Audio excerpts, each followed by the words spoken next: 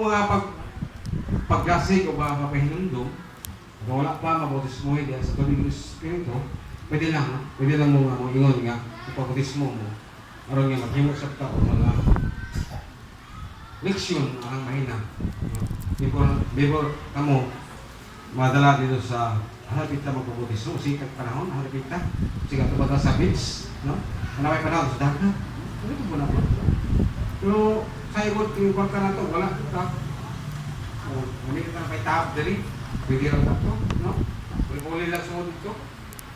Nga, sa girira ang dekotismo sa gawas. At least nga makatulog na mo diya sa tubig, no? Para nga mahugasan ng inyong espiritualon nga bahin, no? Wala nga, sa sunod ka panahon, mga isunan, dili mo kitang buntang ani. Kalangay, kanunay mo kita magpahinungdong ani may kamot sa water and spiritual baptism. Kaya isa biblically mag-inis siya, nagtulog nato para sa assurance sa ato lang espiritual ng bahin. Kinahanglan kita din kahina para makabatong kita kasiguruhan sa atong kinabuhi, no?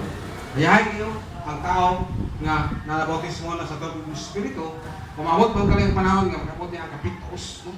Kung nag-ungaw ka sa kimatayon, niya sigag sangpit sa Ginoo, Ginoo pasaylo ako sa akong mga sala.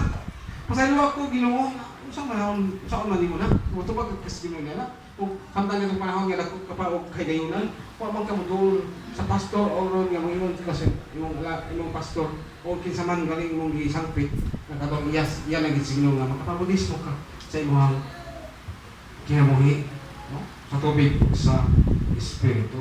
Wala, kanunay man ako sa pinundog yun, kanunay, hindi gila ko rin siya undangon, kay obligasyon gini sa kahalagad sa inyo nga, kanunay gini ipakot na